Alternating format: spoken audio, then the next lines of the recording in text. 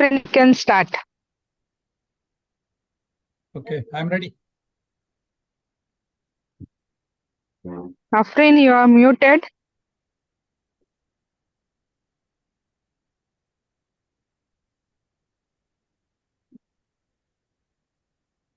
Illa, there is a talk. Yes, ma'am. Dr. Dutt ಅಂತ ಹೇಳಿ he was with ISRO. ಅವ್ರದ್ದೊಂದು talk ಇದೆ. Yes, Afrin, go ahead.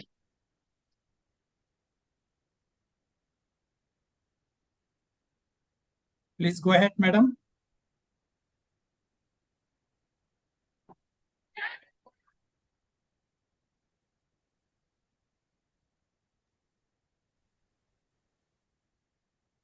Yes, ma'am, I'm here.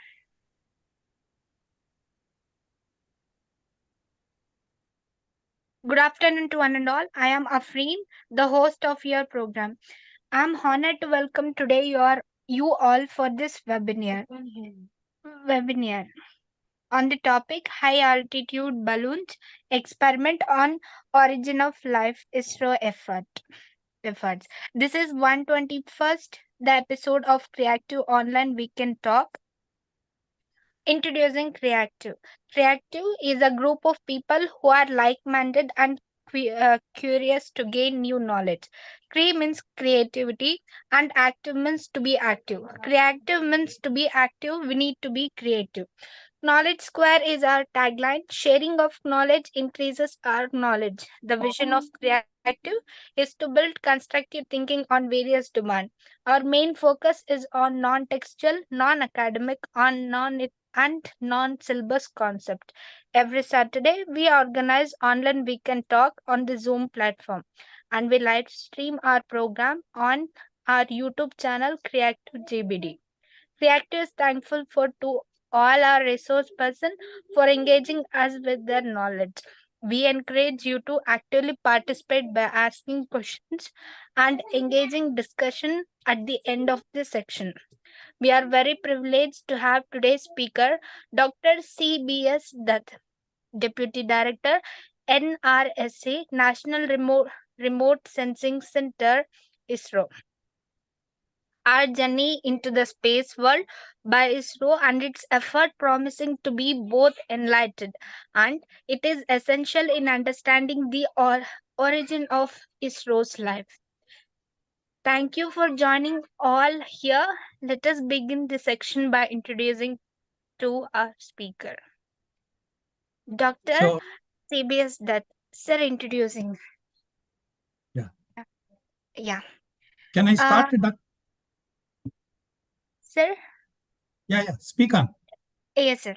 Sir has served at an industrial research center on medical and aromatic blends, isolation of essential oils, and he he had his PhD in chemical plant systematics on absorption and action spectra of plant pigments in the year 1981, and served and being as assistant professor Professor Forestry in Forestry and Ecology during the year of 1981 and 84.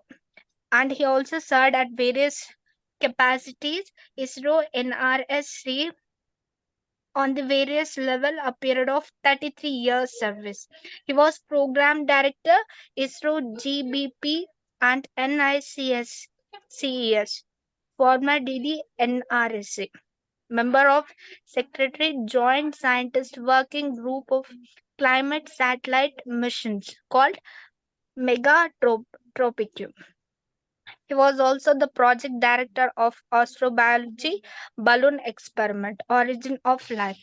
Presently, he is an assessor to QCI and an expert committee member of MOESS Center for Screening Expedition Science Terms to Antarctic and Arctic area. Represented India for IPCC at Copenhagen. and guided 4 PhDs and had 115 publications. Presently, actively guiding carbon sequestration in agroforestry, tea plantation. Um, I welcome you, sir, for today's section, and I welcome all the participants for this seminar. Over to you, sir. Yeah. Am I be audible, Miss Efrin? Yes, sir, you're Yes, you audible. are. Yeah. Many thanks for your generous introduction about me. And at the very outset, I profusely happy with the initiation by Miss Supriya ji, and I'm very happy to see one of my erstwhile long associated colleague, Dr. Shankar, and various other members. Today, I'm going to talk about a multidisciplinary subject called Origin of Life.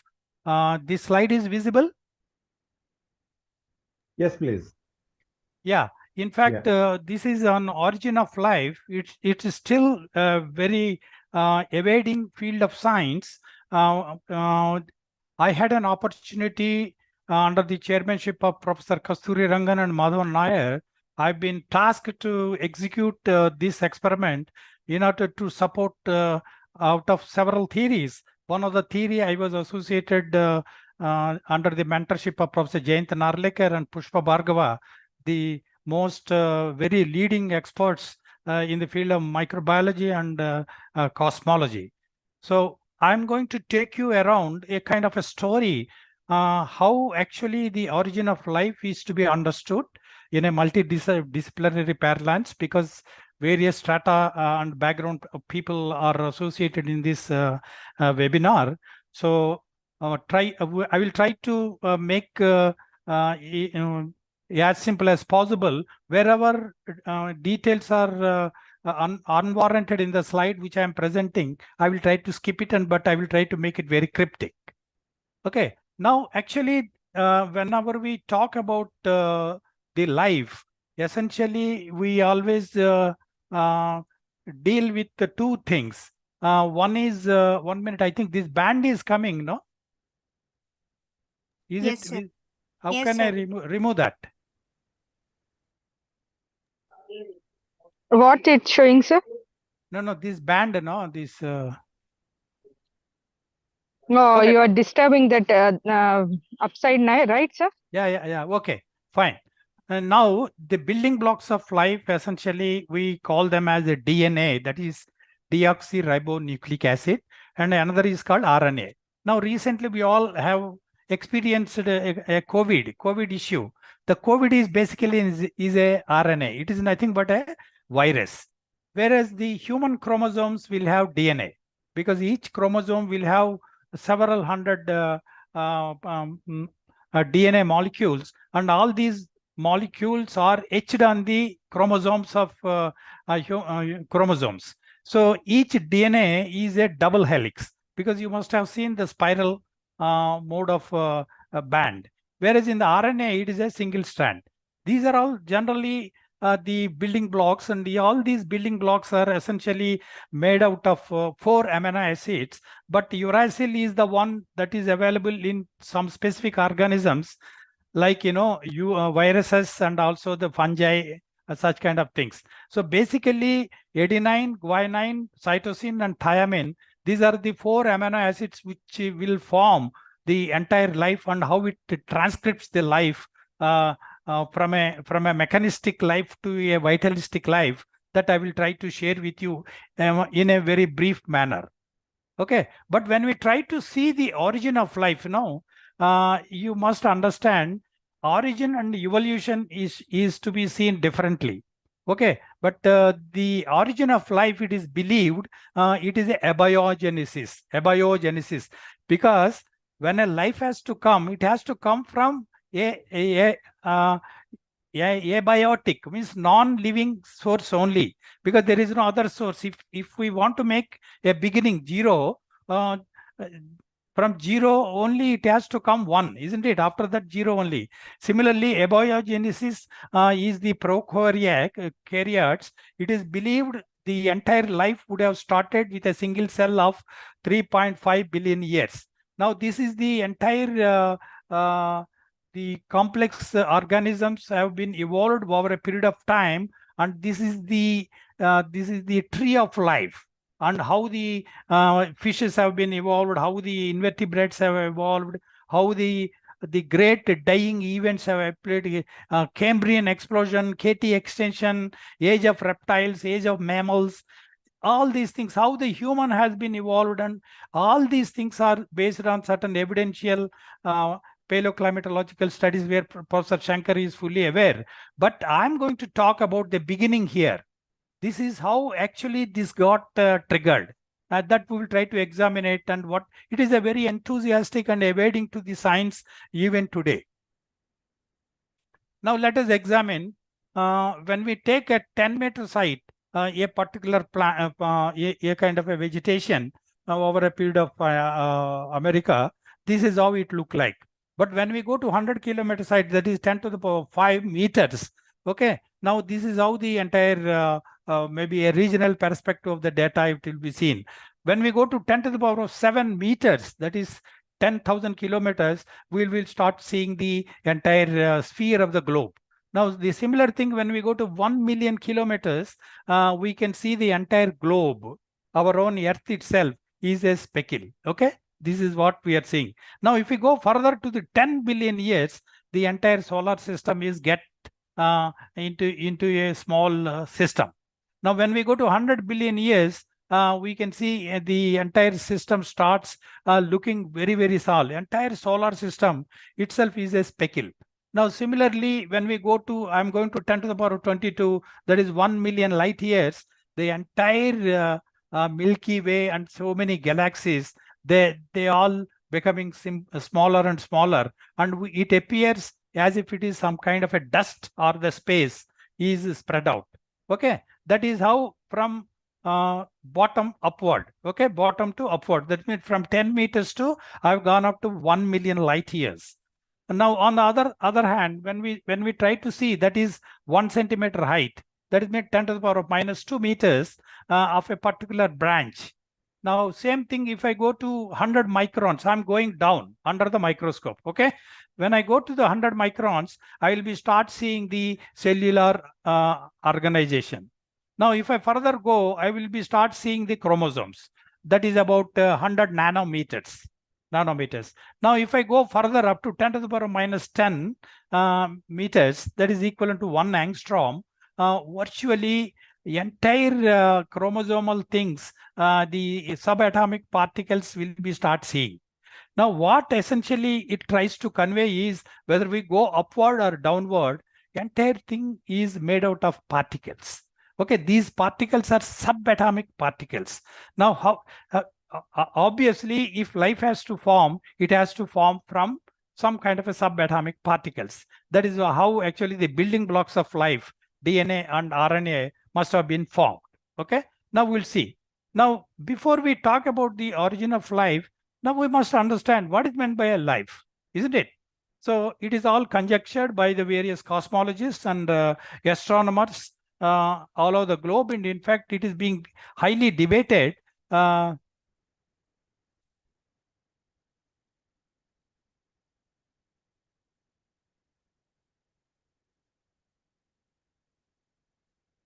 Highly debated. It is all just believed. Is it just because the breath of a God that has given the a dust of life, or harmonious working of an intricate biochemical engine which has started at the time of the Big Bang, or is there any self-replicating free living organic chemistry is associated with this? But all these things are very, very difficult to prove it and conjecture these things. Now, when we try to look at this, how can I remove these templates which are coming here? Okay, I can do this now. Right. Yeah. Now, early part of the life, in fact, let us imagine sterile Earth, when the Earth has been formed at 4.5 billion years after the Big Bang. That we will come to discuss about this. Now, this is what I told you in the first slide. RNA, it is a single digit molecule without any life. From this RNA, there must have happened some kind of a mechanism of self-replicating procedures must have evolved over a period of time on the evolution of the earth.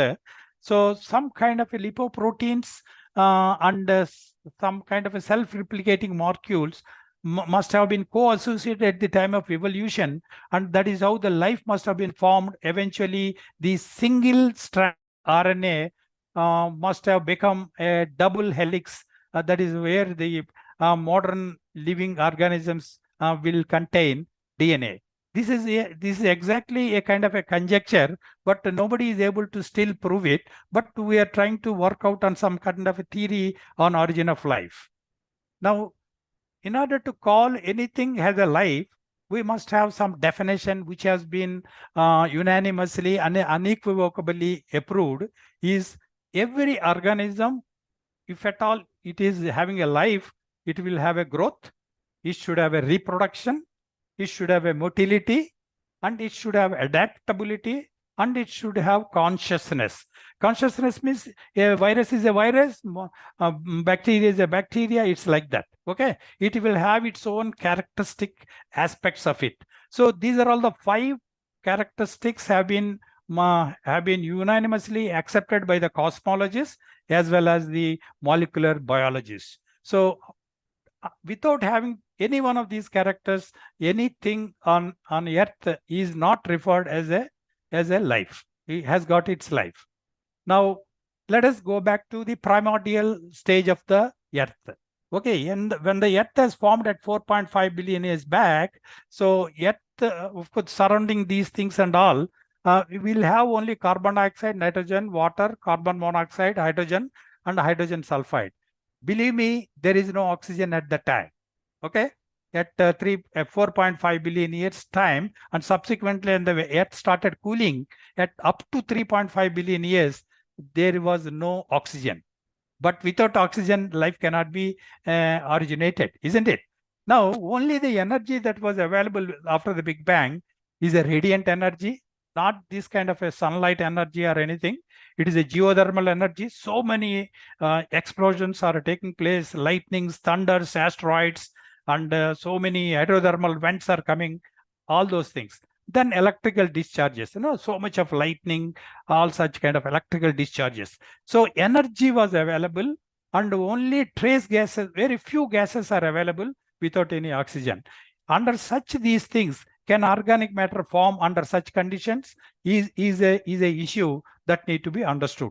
Now you may ask me, how do we know at the primordial state of Earth these gases are there? Yes, we can go back with the radio telescopes of 100 million light years. We are able to go now with the satellites, and we can study with the spectrophotometry. We can study what are the gases and what are the spectral lines. Based on that, the primordial Earth-like conditions in the extra galactic scenarios, what all that prevailed, we can also identify so with respect to our primordial Earth. Okay. Now, if we look at the periodic table, all the green, whatever I'm putting, they are all essential for life. This is what I have just told you in the previous slide. Another thing is there are major ions for all life. That is all the yellow, that's sodium, magnesium, potassium, calcium, and chlorine. These are all essential. Now, there are major transition metals are also there, which I put it in the red color. And this is how all these metals become a part of the life forming molecules which have played or which must have played at the time of primordial state of the earth. Now, what I mean to say is, when the life is not originated, but these elements, these periodic elements are found to be critical, because this criticality has been assessed based on the current knowledge of any of the bacteria, any of the virus, any of the prokaryotic cells, any of the living organisms known to the science. They all essentially should have and will have these elements. These elements will now constitute. I'm not talking about the very complex molecules. We are talking about the primordial state of molecules. Now, if we really look at it, the composition of life by the numbers, I'm trying to see the sun has got 93% of hydrogen, carbon is 0.03, nitrogen is 0.01, and oxygen is 0.06. On the contrary, Earth's atmosphere has got 21% of oxygen, nitrogen is 78%, you all aware, whereas the carbon is 0.3. So equivalent to sun. But now let us look at the biological system of bacteria. Now bacteria, we have only nitrogen 2%, whereas the humans 1.1. Whereas oxygen for bacteria it is 26 and humans it is 22. But on the other side, if you look at the hydrogen, bacteria has got 63 and humans have got 62. Okay, now there is no helium. Now what it really implies is all the living organisms somehow or other in the evolution of life, these things have tried to utilize and harness hydrogen, carbon, nitrogen, oxygen, and so on, so various other elements. So that is where the life makeup is being understood.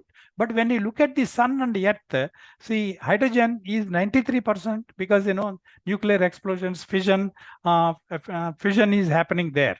Okay, whereas in the earth, hydrogen is only 2 to 3%.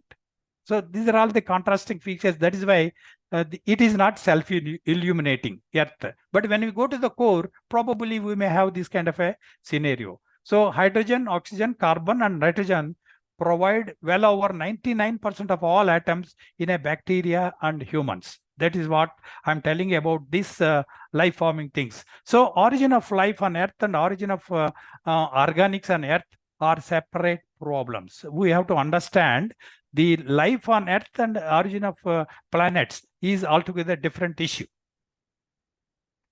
Now, if we really look at this astrobiology, now I'm talking about the high altitude balloon experiment. If we wanted to study whether the life at all existed anywhere other than the Earth.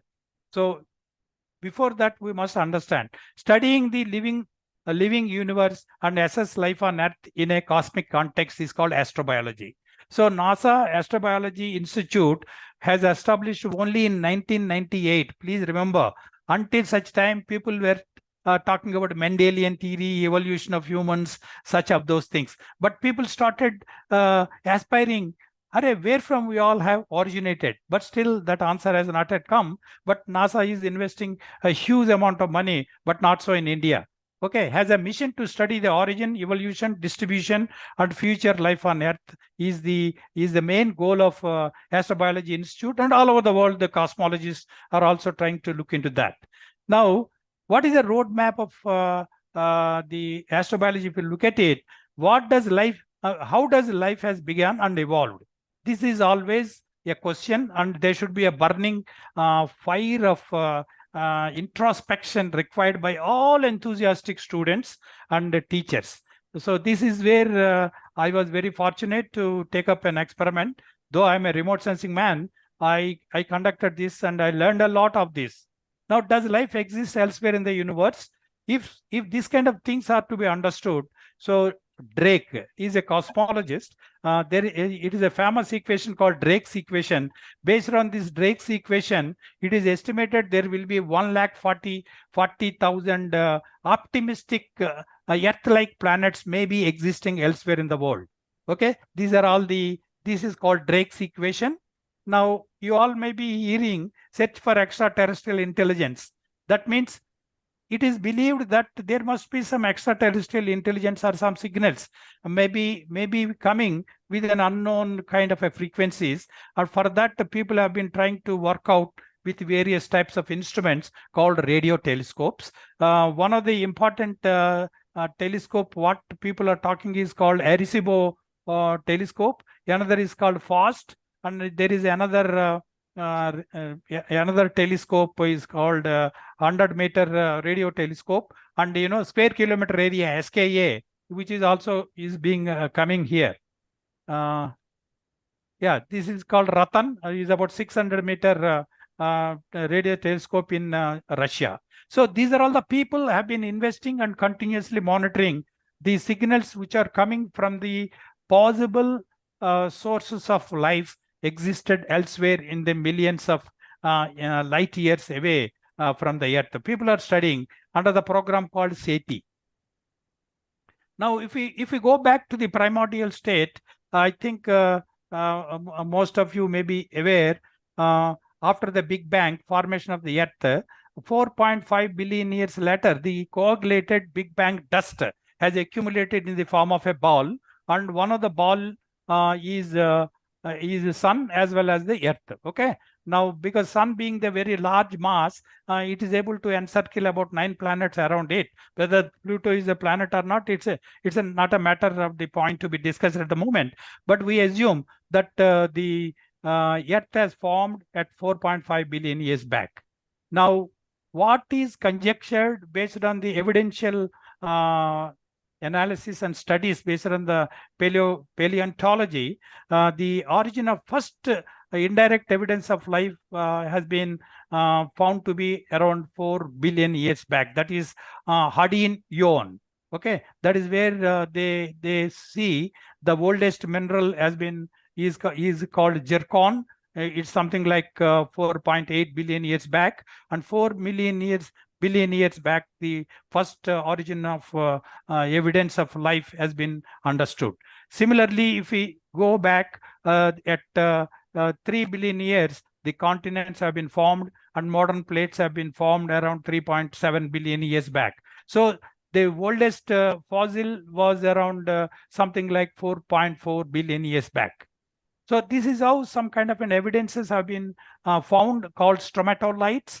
And these are the things called cyanobacteria, calcium secreting bacteria, which have been found to be found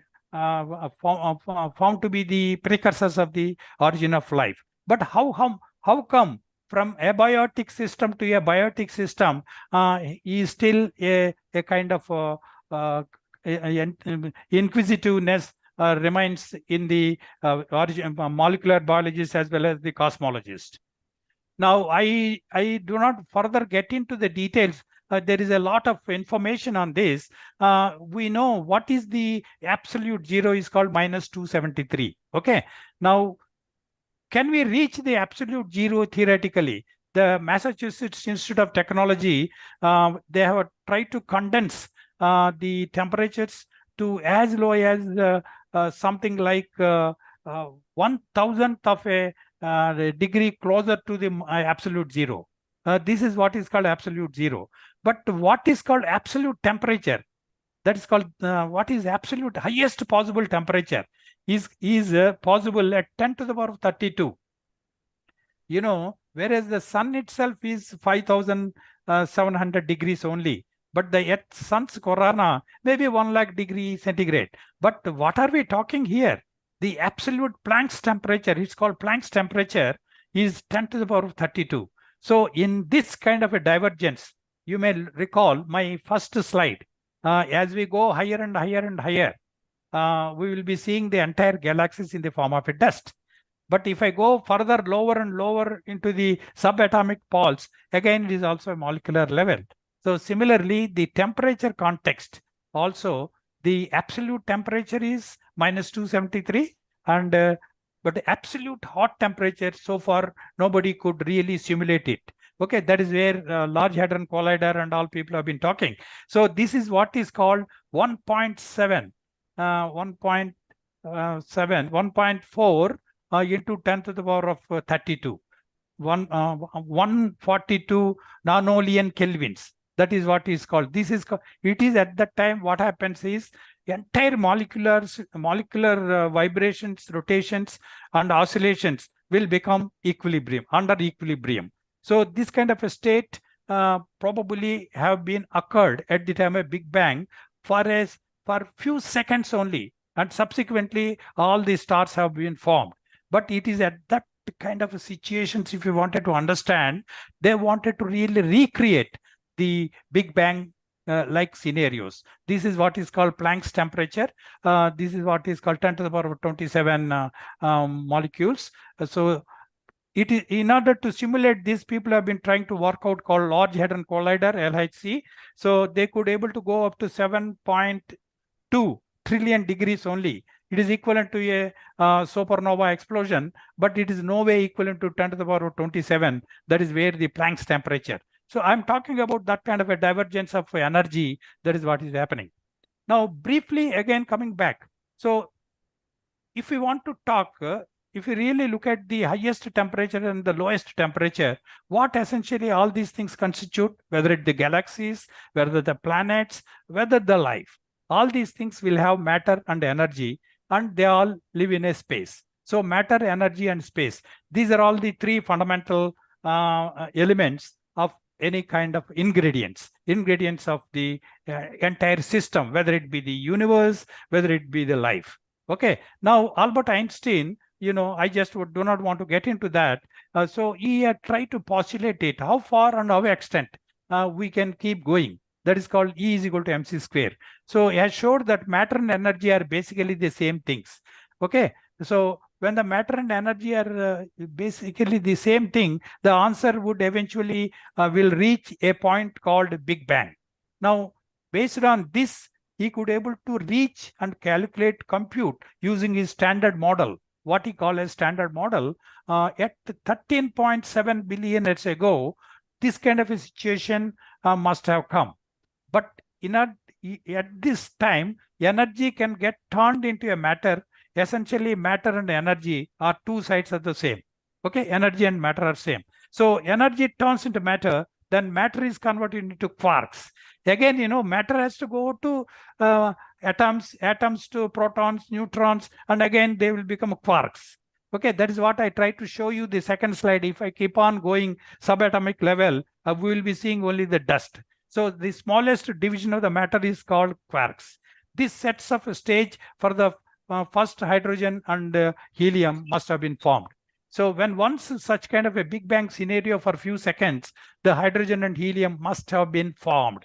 That is how the elemental formation must have taken place at the time of Big Bang. Okay, so that is the importance of the temperature and Planck's temperature, Planck's equilibrium. That is what I was telling. But nobody is able to simulate it. But people are trying to understand in a major experiment called Large Hadron Collider. Okay. Now assume that hydrogen and helium and so on, so various organic molecules must have been evolved under such scenarios after subsequent cooling of the earth and various energy systems and various time domains, like billions of years, 4.5 billions to millions of years. So things must have been evolved. So initially, prokaryotic cell must have been formed. In this prokaryotic cell, only one RNA will be there with a no epidermis. Cell wall will be very inconspicuous and non-clear nucleus. Whereas in the eukaryotic cells, that is what we are all there. All the plants will have a multicellular plants. This is a highly evolved cells. These are the basic units of organisms of the cells. Now, if you really look at the dimensions, okay, the smallest molecules are 1 angstrom to as high as something like plant cells, 100 microns. Okay, today we talk about the COVID bacteria and viruses and all that. So this is only a dimensional representative. And in the COVID time, we all must be using some kind of a mask. That mask is 0.4 nanometer mask. Okay, that will prevent the inhaling of any bacteria and viruses. Of course, viruses will be much smaller than that, but the COVID is believed to be something like 0.55 micron. So your 0.4 micron mask must have been prevented. So this is how the nano-sized particles, how this life is entered into that. This building blocks of the life is nothing but the RNA. And how does this life is etched and how they get replicated, how they will have growth, how they multiply is the one I try to explain the characteristics of the life in spite of being the smallest to the largest as size of dinosaurs. Now this is, I was trying to take the picture at yesterday, the total number of highly genetically coded information available. There are about 8 lakhs, 7,93,000 species available belonging to bacteria, viruses, fungi, and all taxa, including the plants, everything. Eukaryotes are plants and all that, including the humans. Now we have known thing is around 8 lakhs. So 8 lakhs, the genetic code and genetic base pairing taxas are available under the International Library, NCBI. It is called NCBI. Now, what does all these things say is that carbon and hydrogen, oxygen, all these things are the predominant, as I was trying to tell you, in the bacteria and virus. It is all extracted from this.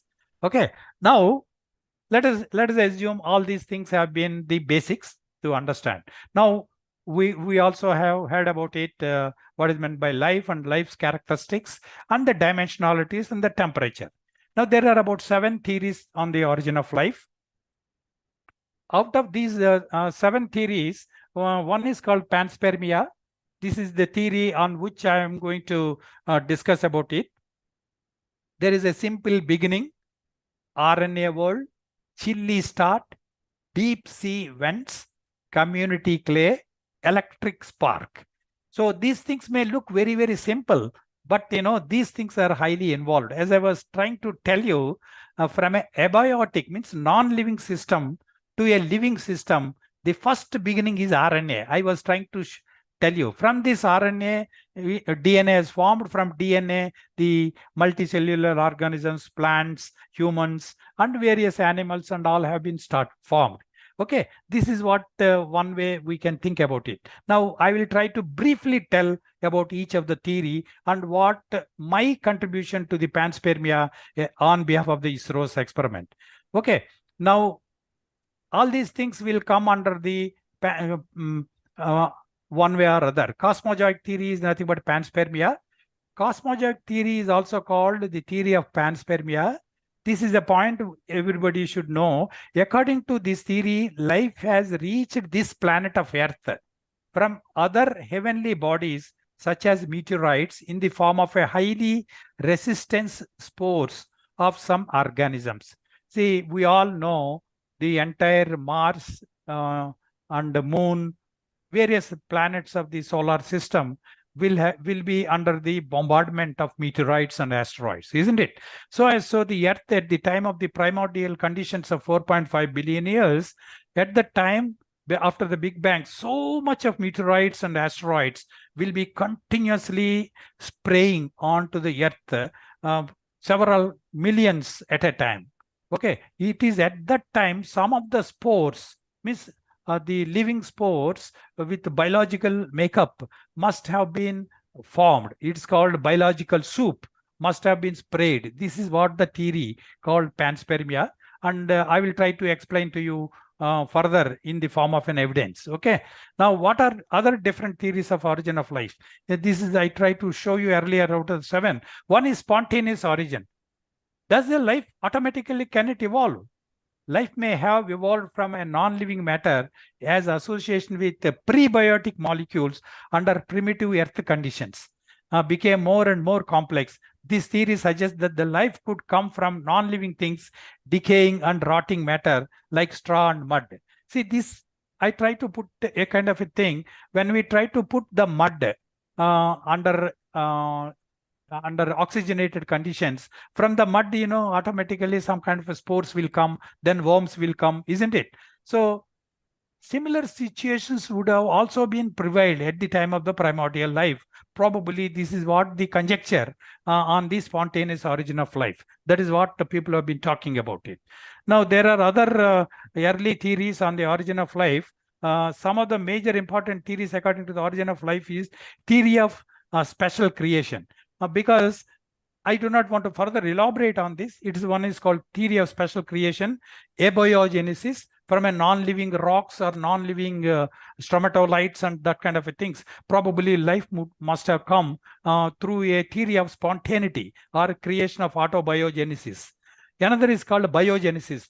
From biological system omni vivum, that is called, life must have been existed somewhere other than the Earth planets through meteorites and asteroids that must have been carried through a biogenesis. It's called omni vivum. Okay, so these are all theories which people have been trying to theorize it. So theory of special creation, maybe the God has created and all that. That is what we have been talking about, the God's particle and all that. So I do not want to further elaborate on this. Another is called Oparin theory. This is, you all must have studied in the +2 layer. Oparin Haldane hypothesis suggests that life arose gradually from inorganic molecules with building blocks like amino acids. You know that Urey Miller-Geiger experiment. No, this keep all the molecules, amino acids and all that. When we put it under certain environmental conditions, then some kind of amino acids have formed. Probably this is the conditions probably must have been prevailed at the time of primordial theory, and this is what is called Oparin theory. Okay, what is abiogenesis theory? Abiogenesis is the idea that life arose from non-life. That is what I try to show you in the earlier thing. These are all the theories only and the conjectures, but none of the theory has got a dead end, including the panspermia. Okay. Now, this is what I was trying to tell you, panspermia theory. So many atmosphere was very nascent, no life was there, and so much of UV rays were bombarding. Hydrology, the volcanic vents were oxidizing, and there are the methane loss is occurring up to 60 kilometers atmosphere. The entire universe was of this kind of a situation. Now, under such conditions, it is believed, and because of the meteorites, asteroids, the life must have been carried from elsewhere. Meteorites fall or comet impact must have been created. Okay, this is what the panspermia theory, and this is the theory we try to do some kind of a demonstrative experiments with high altitude experiments. Okay, this is organic molecules. This is exogenous formation because of the dense cloud and diffuse medium. So much of comets and meteorites, everything must have been formed, and volcanic eruptions, endogenous hydrothermal vents, everything. So in the meantime, Miller and Urey synthesis, he tried to synthesize various organic molecules. All these things have been formed in the lab, but they could not able to generate life. Okay, now this Michel Callan is a NASA Goddard Space Flight Center.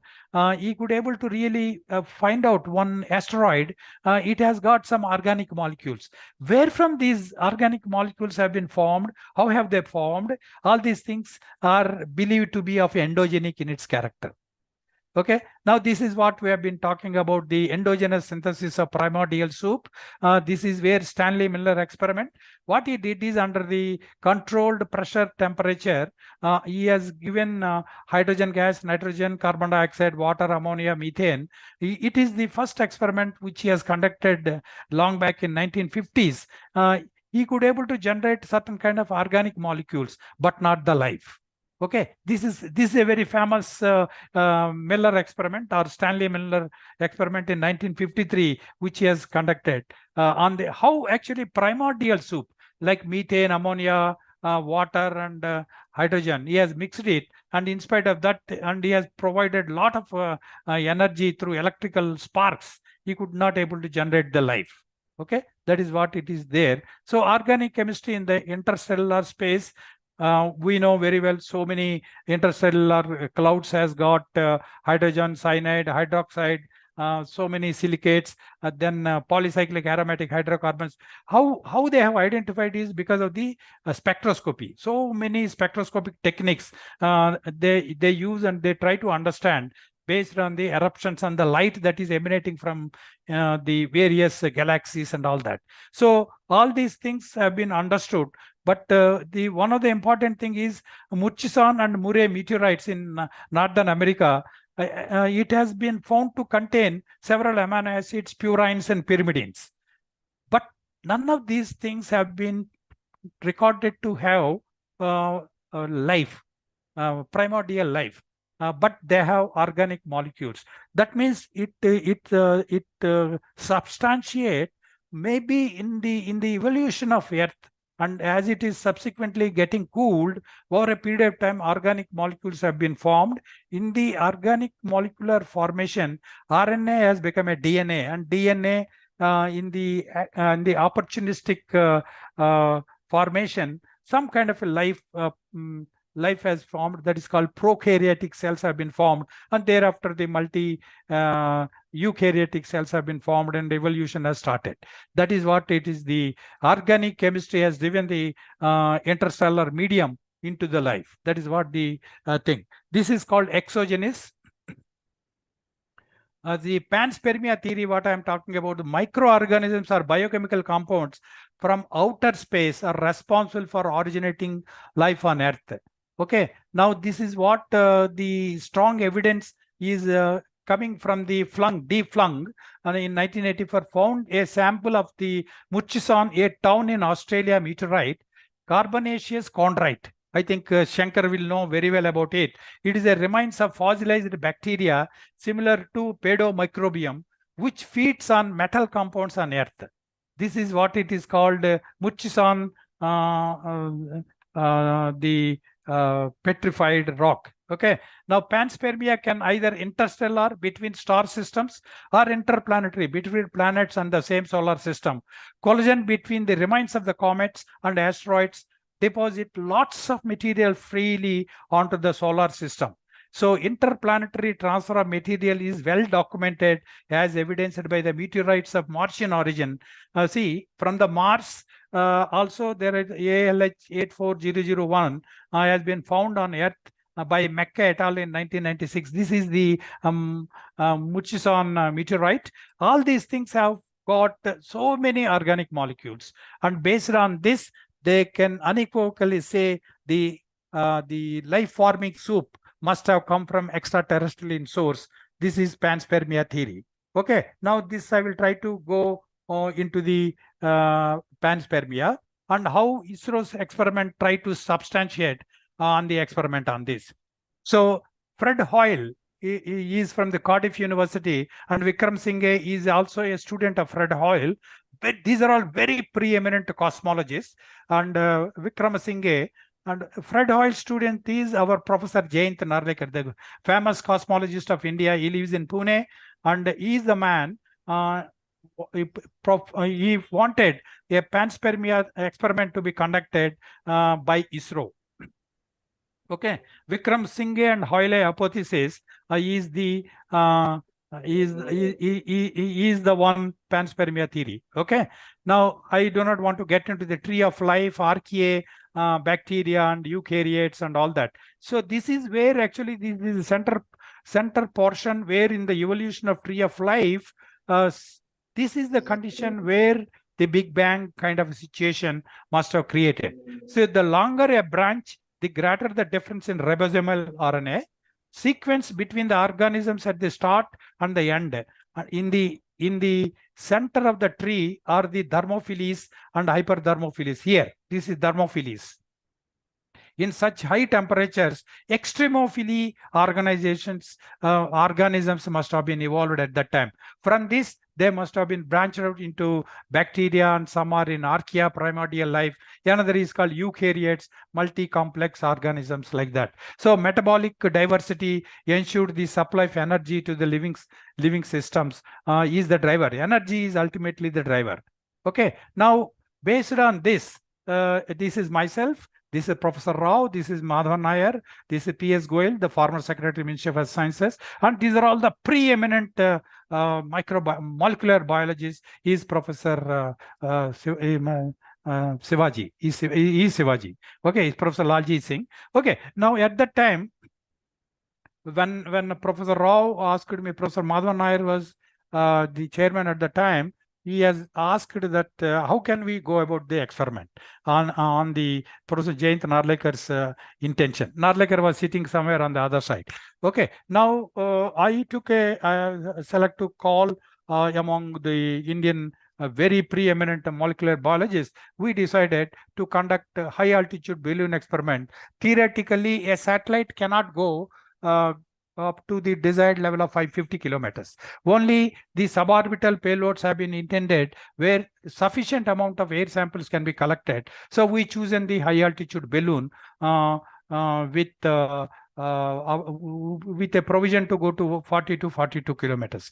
Okay, now what this experiment has proven is I am just telling the results right in the beginning, and then subsequently I will tell about the experiment. We have detected 12 bacteria and few undetected fungi. Okay, now two preeminent labs, Center for Cellular and Molecular Biology in Hyderabad, National Center for Cell Science in Pune. These two labs have analyzed the air samples were collected by the stratospheric sample, and they have analyzed and they have unequivocally proven, and they have published international journals on the genetic engineering, and they are available as the new species. These are all the species at different altitudes. Samples have been collected. All these samples were collected under my direct supervision. Okay, 12 bacteria and 5 fungi were found, and further I will not get into the depth. Okay, this is the scientific challenge and a big inspiration given by Professor Jayendra Narlikar on origin of life. Initial experiments were conducted with the Max Planck Institute in 2001, but in 2005, I was drafted as the project director to improvise to avoid the controversies and contaminations which have been encountered in 2001. But thereafter, I tried to address all the scientific questions posed in the national debate. Now, briefly, I will not further elaborate on this. Now, this is the entire Earth's atmosphere, of which only 0.993% is argon and a neon. Here I try to punch the point here. Neon is 0.0018%. Okay, that means not even 0.0018% of the neon.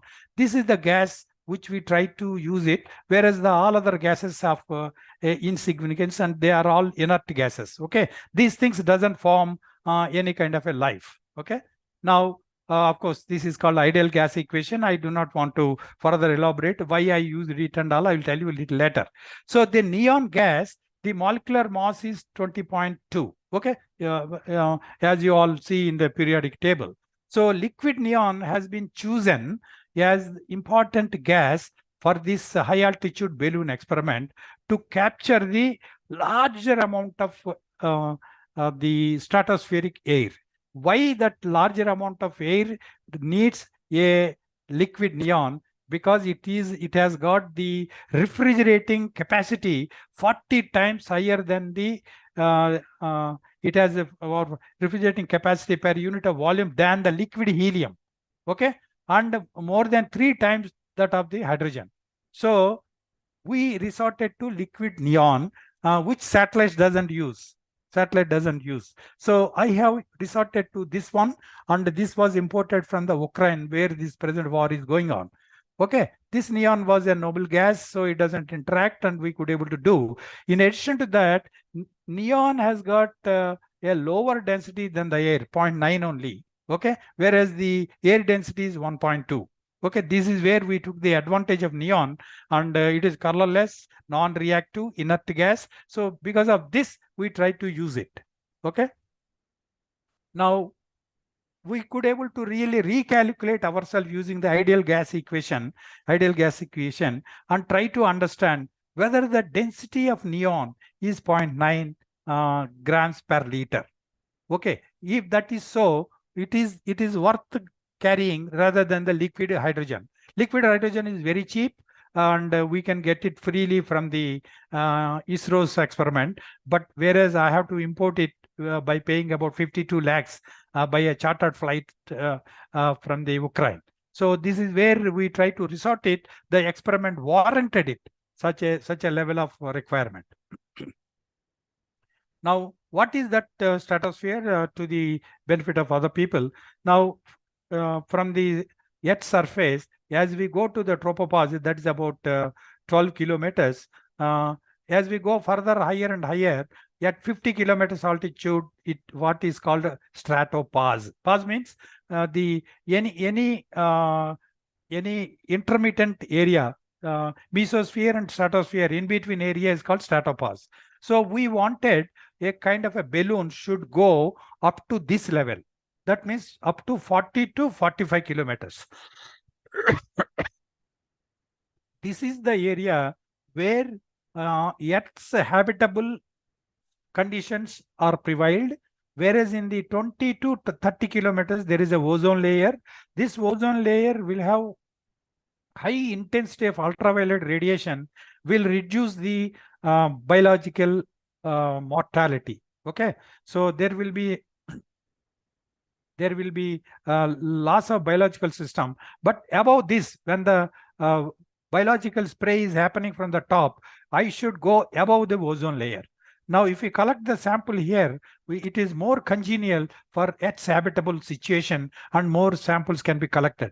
But another important thing is the pressure here in this area is -2. That means 500 times lower pressure than the Earth's pressure. Okay. Earth is about 1000, whereas here it is about 0.2. Now the temperatures will be as low as -40. Okay, I have to ensure my payload should be able to meet this kind of a variable temperature pressure conditions. In order to do that, we try to assemble a kind of a cryo sample. This is called this is the real picture. It is called cryo sample, cryo module, and this is the open up picture. Now one side air will be sucked, it will be circled, and each one is, there are about 16 tubes, and air is sucked one by one through a telecommand mode. Okay, and air is collected into this.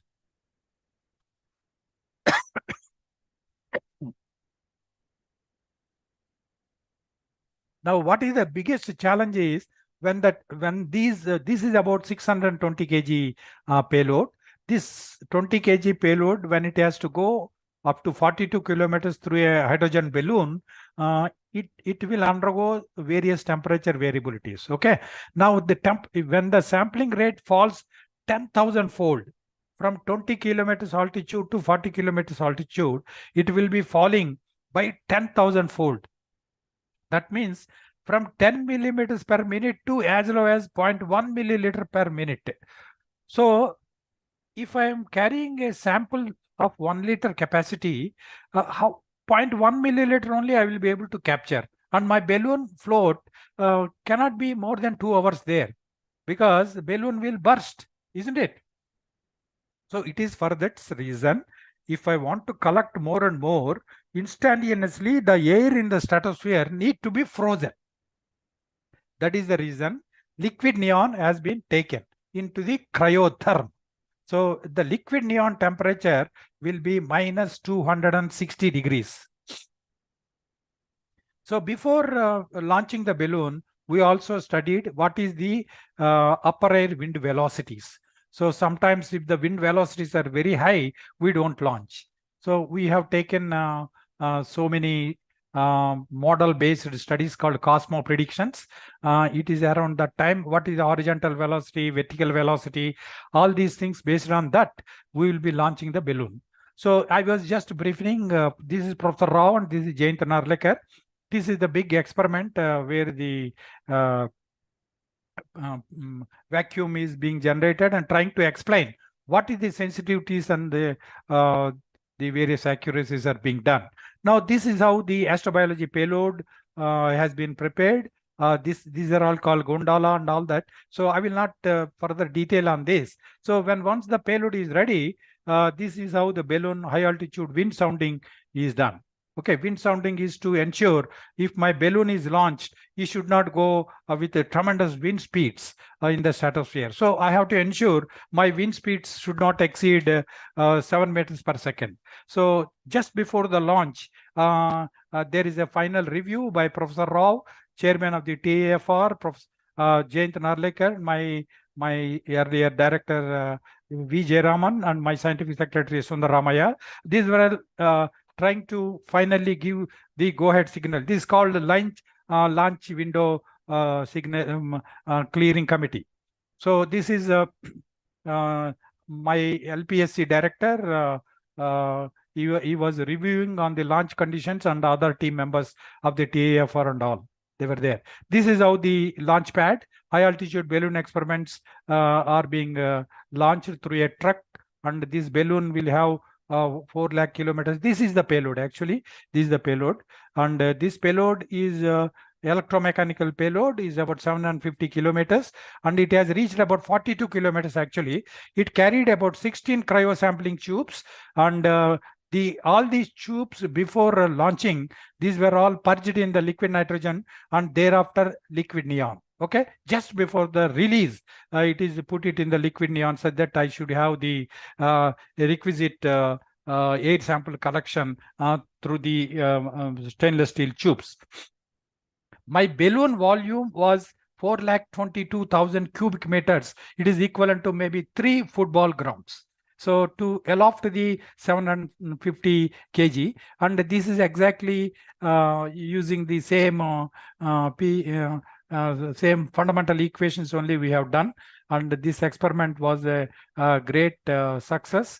I do not want to get into all these things. It has pyrotechnics. We have used at 12 kilometers. At 12 kilometers stratopause, it undergoes minus 50 degrees.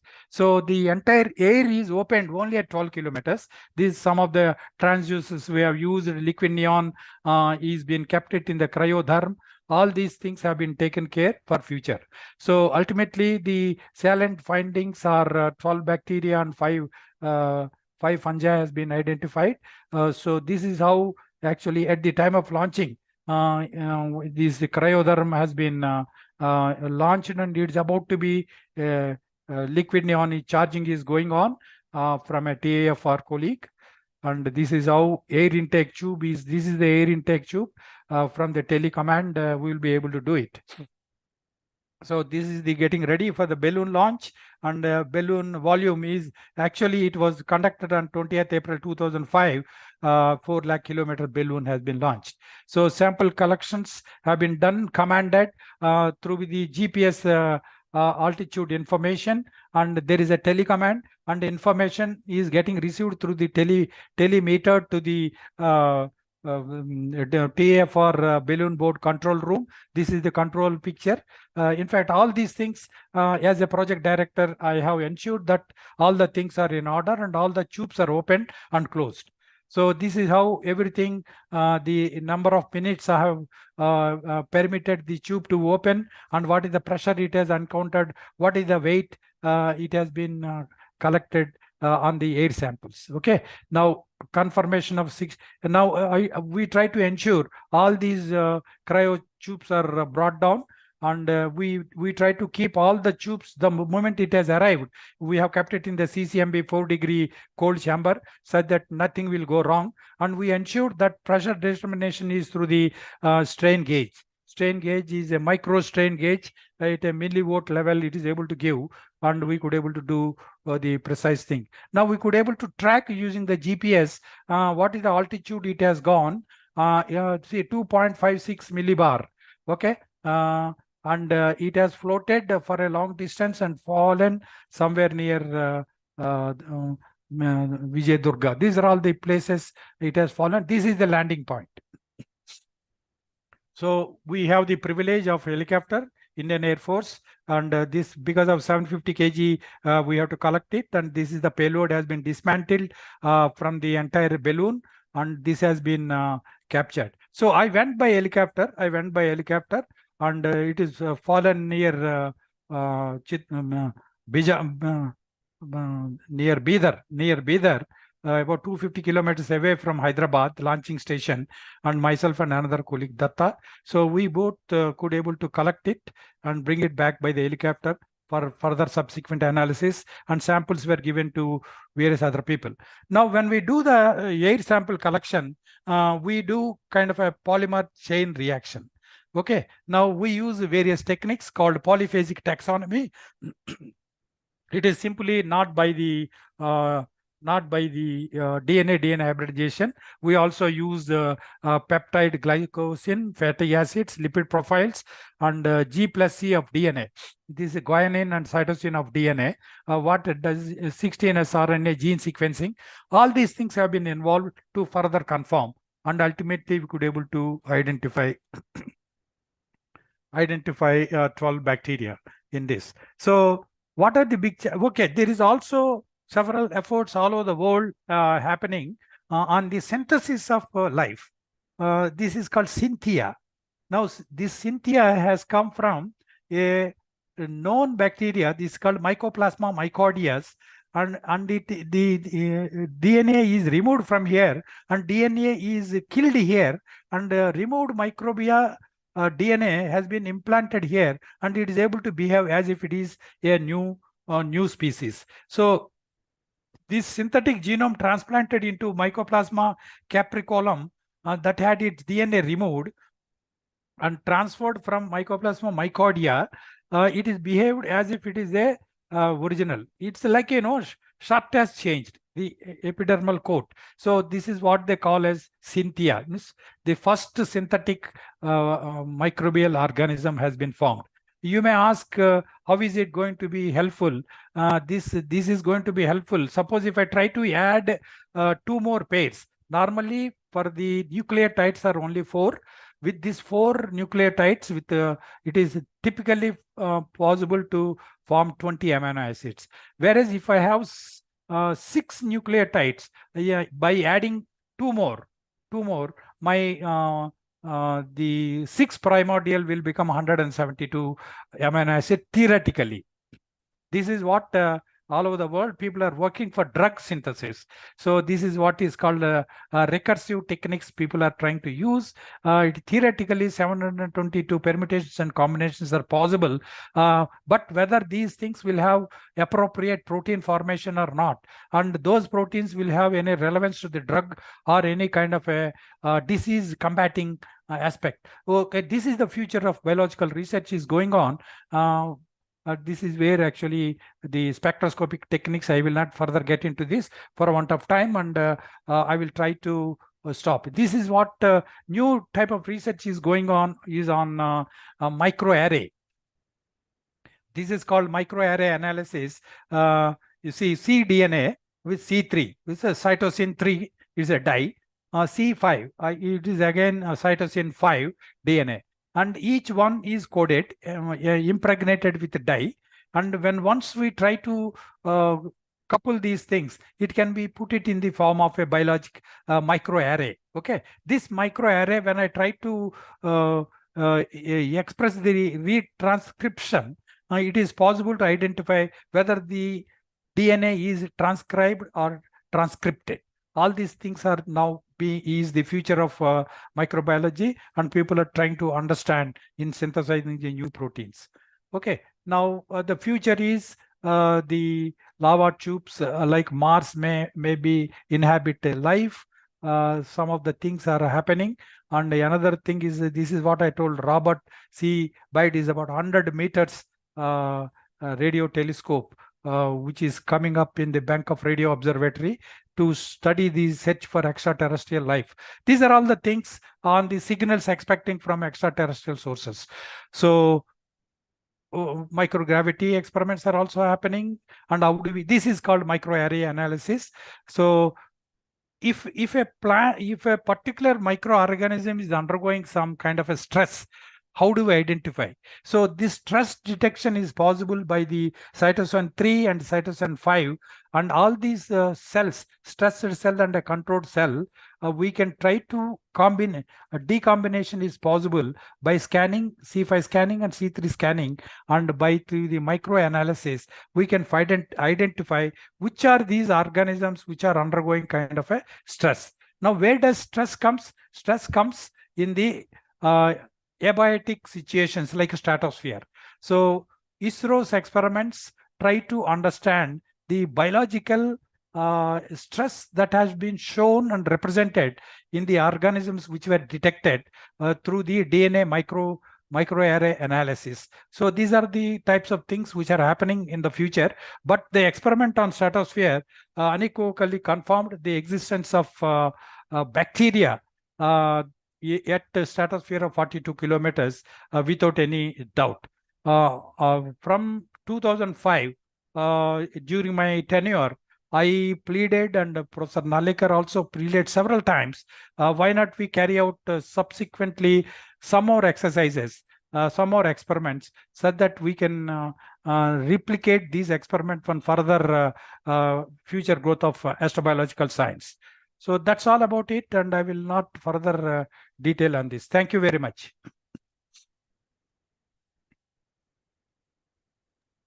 Thank you, sir. Sir, one question. Is these experiments are going on, sir, still? Unfortunately, no. Hmm. ISRO's interest is probably through space recovery experiments. They sponsor through what is called microgravity experiments. Okay. They are not using hot air balloons, sir, for any other experiments. Is There are several scientists across the country. They are using it for understanding the upper atmospheric greenhouse gases. Then the distribution and vertical upliftment of the PM 2.5 the particulate matter and the various trace gases up to 20 kilometers altitude. People are sending various instruments and trying to understand ultraviolet rays, ozone detection and all that. They are using for TF or balloons. okay. Any questions? Shankar, sir? Yes, I just put it in the chat box. It's a very nice talk, Dr. Dutt Garu. Is it correct to say that as of now, we can only say that there are several possibilities for the origin of life, and nothing is ruled out or nothing is clearly proven, right? Absolutely, you're right. Because, sir, you know, you are a geologist. As per the standard model theory, 13.7 billion years back, Big Bang is presumed to have occurred. It is at that time temperatures for about few seconds prevailed the Planck's temperature. That is where I was trying to explain about the 10 to the power of minus 32 Kelvin. That prevailed only for few seconds, and subsequently the sudden cooling has been fallen to 10 to the power of 27 Kelvin. Why and how? These reasons are unknown. That is the reason, you know, in Switzerland, 26-kilometer underground tunnel called Large Hadron Collider, you know, God's particle and all, bosons, quasars and all, they've been trying to work out. So that is how they're trying to understand whether theoretically is it possible to simulate such temperatures. To know whether Big Bang, what is prior to Big Bang, nobody knows. And how the Big Bang has occurred, nobody knows. You are a geologist, you appreciate it. We all know, yes, stars are formed because of the maybe 5-6 billion years later, Earth-like planets have been formed, isn't it? After so we'll go back to 13.7. philosophy. In that respect, we'll go back to philosophy. Yeah. Brahmanda. Sir, actually, if we talk with the scientists, aham brahmasmi, isn't it? So in my first slide, I tried to show you as we go higher and higher is only dust and space. As we go lower and lower, is only the dust and space. So everything is mijja. Yeah. Also, you know, this hydrothermal vent system is very interesting. Being a marine geologist, I was absolutely fascinated by the different type of ecosystem that thrives there, where there is no sunlight, and the environmental conditions there in terms of no sunlight, abundance of carbon dioxide, methane, hydrogen sulfide, they all correspond to the primordial earth conditions. And what drives the food chain there is not photosynthesis, but chemosynthesis. And this is something in very, fact, very fascinating. there are several hundred species Newly called discovered extremophilies. They are called extremophilies. They have been detected. Under the extreme stress conditions, they follow different biological pathways. Right. They call extremophilies. These are also recorded, sir. Yeah. So I was very, very fascinated by those. Yeah. So whenever I used to teach, this hydrothermal vents, yes, I used to say, give all these conditions and there is no sunlight. So how is life ever possible then? Then, go on explaining and seeking answers to questions. Yes. about chemosynthesis and all that. Very nice. Yeah. True, true. But you covered a wide array of things. Covered Yeah, the I'm whole worried. gamut I'm of, worried because it was very nice. Yeah. life means I must talk about DNA. Without DNA, without peptide synthesis, without proteins, very Yes. difficult. But it's True, true. interdisciplinary science, microbiology, chemistry, basic physics, and Right. high altitude balloon on ideal gas equations and all that. I didn't broach deep into that. Thank you. Yeah, Yes. thank you, doctor. Yeah, yeah. Thank you, Shankar sir. Sir, it may seems silly asking that this question. No Sir, question is one a silly question. No, madam. See, this experiment I conducted 2005 means how much? 13 years back, 15 years back, 18 years back. Hmm. Yeah, ask. We are also No, just I want to listen from you. Egg comes first or hen come first? You give some answer from your views. This is where we told it has to come from abiotic systems to the biotic system. That's what fundamental acceptance is required. So you have to think it has come from the inert matter. A life has come. That is where we talk about the black holes. You are a physics lecturer, so I will tell you, black hole, isn't it? Yes, sir. Black hole is a condensed matter. Okay. Now, from this condensed matter, entire energy with several thousand degree pressure, when it is become a black hole, when it got inflated, suddenly energy gets released, isn't it? So during that time only the planets have been evolved. At that time, organic molecules from primordial molecules and synthesis, over a period of billions of years, we have been talking about 13.7 billion years, and Earth has formed in the form of coagulated dust. 4.5 billion years. From 4 billion years to now, many things have happened. So organic molecules, evolution, everything has taken place. So it's very difficult. A egg has formed or whatever it is. That is the whole question on origin of life. Yes, sir. Okay. Okay, it seems no question, and we are also running out of the time. So thank you very much, sir. It's very informative and knowledgeful class for us. Thank you for accepting, and we have to thank Manikyam sir for suggesting you. So thank you, Shankar sir, and thank you one and all for joining with us. Thank you very much, sir. It's very useful session for us. Thank you, Dr. Supriya Madam and Professor Shankar. Thank you, and all other participants who have joined. Thank you very much. We must thank you. Okay, namaste. Thank you. Namaste to all.